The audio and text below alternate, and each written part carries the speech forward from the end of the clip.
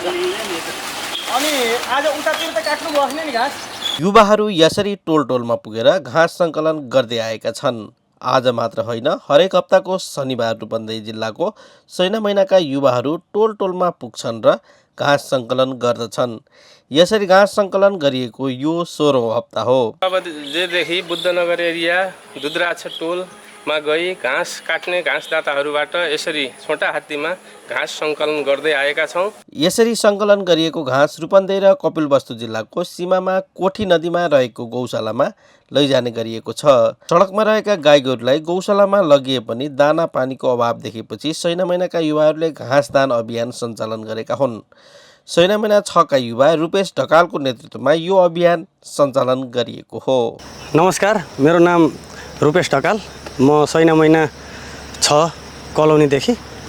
हामीले आज साप्ताहिक शनिबारको गौसेवाको आज 16औं शनिबार हामीले प्रत्येक हप्ता टोल टोलबाट घाँस दान जीवन दान गौ संरक्षण हाम्रो अभियान भन्ने साथमा सबैलाई जागरुक गराउने उद्देश्यका साथ हामीहरूले सानो अभियानबाट सुरु गरेको आज 16औं शनिबार भइसकेको छ।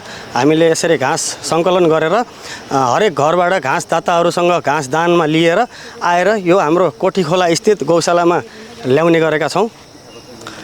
यो के भयो भन्दा मलाई एक दिन म यत्तिकै गौशाला जाउँ न त भनेर यहाँ आएको थिएँ। आउँदाखेरि एकदम गाईहरूको एकदम दयनीय अवस्था देखियो। एक बोरा चापड लिएर आएर खुवाएको एक छाक पनि पुगेन। अनि त्यसपछि मलाई लाग्यो कि यो एक बोरा चापडले केही हुँदो रहेछ, गाईलाई घाँस चाहिँदो रहेछ भनेर प्रत्येक हप्ता शनिबारको घाँस ल्याउने छौँ भनेर हामी यहाँबाट वचन गरेर हामी हिँड्यो। त्यसपछि हामीले गएर 2-4 शनिबार आफै हामीहरू परिवारबाटै काट्दै लाँदै गऱ्यौँ। त्यसपछि सबै जोडिँदै जानुभयो। अहिले जोडिँदै सैना महिनाका लगभग धेरै टोलवासीहरूले हामी कहाँबाट पनि आएर घाँस लैदिनु पर्यो गौशालामा, हामी पनि घाँस दान गर्न चाहन्छौँ हाम्रो वरपर भएको भन्नुभयो र त्यसपछि हामी कहिले कुन टोलमा गरेर अहिले हामीले प्रत्येक शनिबार आज 16औं शनिबारसम्म घाँस ल्याउन सफल भएका छौँ। कति टोल जोडिनु भएको छ नि अहिलेसम्म लगभग सैना महिनाको बाँसगढी टोल, सिद्धार्थ टोल, क्याम्पस टोल, आज चलेली टोल लगायत यता ज्योति टोल अनि सैना महिना 6 नम्बर वार्ड, 8 नम्बर र 9 नम्बरबाट हामीलाई प्रत्येक हप्ता घाँस दानमा दिइरहनु भएको छ सबैले। हजुर, अब कति परिमाणमा यो घाँसहरू लिएर आउनु भएको छ तपाईँ? कति दिनलाई पुग्छ यो घाँस? लगभग यहाँ 40 देखि 45 गाई छन्। हामीले लगभग एक गाडी भरेर ल्याउने गरेका छौँ। यो लगभग 4-5 दिनलाई पुग्छ भनेर यहाँ बस्नुहुने यहाँ गौसेवक दाई हुनुहुन्छ, उहाँले 4-5 दिनलाई पुगेको छ तपाईँहरू ल्याइदियो घाँसले, धेरै सजिलो भएको छ मलाई पनि भनेर भन्नुभएको थियो। कस्तो छ गौशालाको अवस्था? गौशालाको अवस्था साँच्चै भन्नुपर्दा पहिलो शनिबार आउँदा गाईको आँखामा आँसु थियो, मेरो आँखामा पनि आँसु थियो।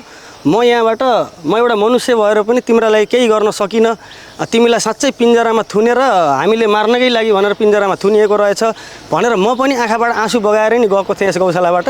त्यसपछि 4-5 शनिबारसम्म आइपुग्दाखेरि गाईहरूको अवस्था अलिकता सुधार देखेपछि मेरो आफ्नै आँखामा नि खुसी थियो, गाईहरूको आँखामा नि खुसी थियो र यो आज 16औं शनिबार हुँदाखेरि यो घाँस अभियान हाम्रो सफल भएको छ र गर्न अझै धेरै कुराहरू बाँकी छन्।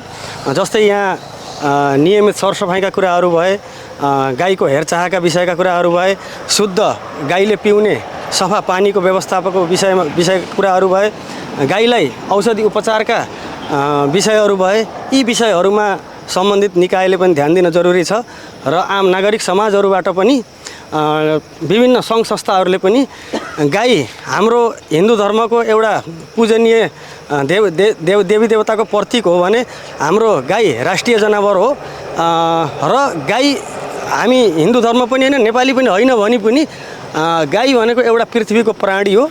यसको संरक्षण जरुरी छ, किनकि गाईको संरक्षण हामीले गर्न सकिएन भने यो प्रकृतिको चक्र नै रोकिन्छ।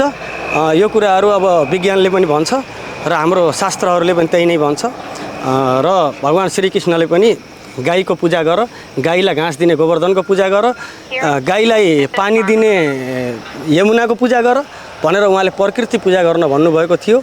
यो सन्देश हामीले बुझ्न सकेनौँ र सबैभन्दा अहिले पृथ्वीमा दुःख पाएको प्राणी भनेको गाई हो र यो गाईलाई संरक्षणको लागि तपाईँ हामी एक कदम अगाडि बढेर हामीले सबै मिलेर संरक्षण गरौँ। जय श्री कृष्ण।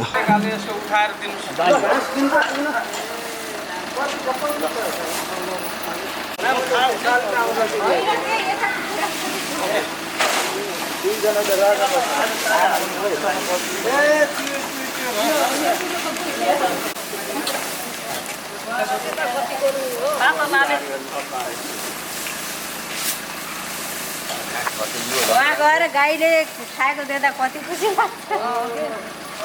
गाडी लगाएर त ओरै गाडी गएपछि हुर्दैन। तपाईँहरूलाई घाँस दान गर्नु पर्यो भने शुक्रबार साँझ काटेर फोन गर्नु, हामी आएर लिएर जान्छौँ। स्कुलमा त्यहाँ छ होइन जाऊँ न त राखिदिनु हुन्छ जानु छ घाँसको अन्त पनि काट्नु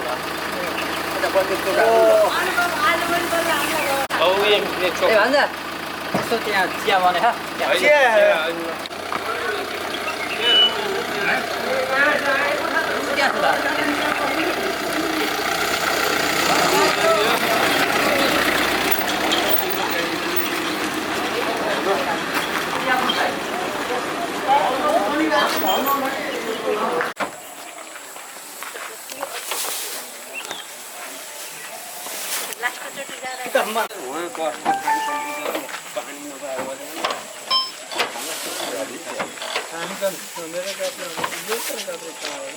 होइन खान्छ हाम्रो चोकबाट अब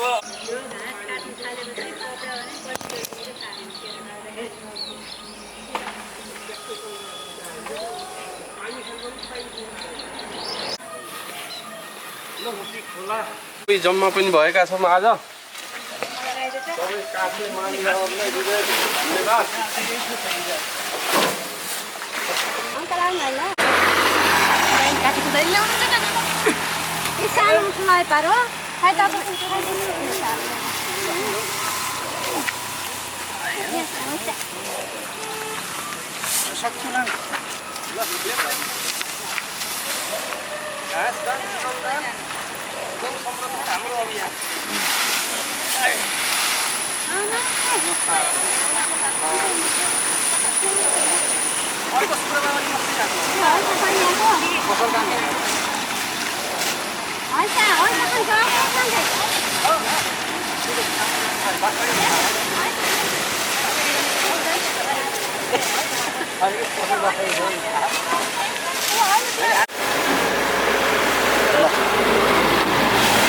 सबै काट्ने होला अब अर्को हप्तामा अब त्यो पिपल डाँडा निस्किन्छ नि सिधै हजुरलाई मास्क चाहियो अनि ठुलो छैन रुपियाँ त्यहाँ मास्क छिटो हुन्छ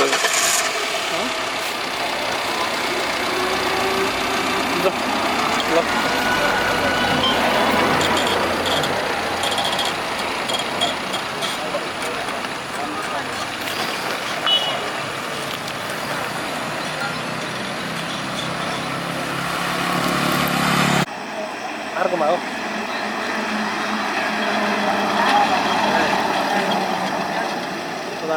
राउन्डिङ राउन्डिङ पो हुन्छ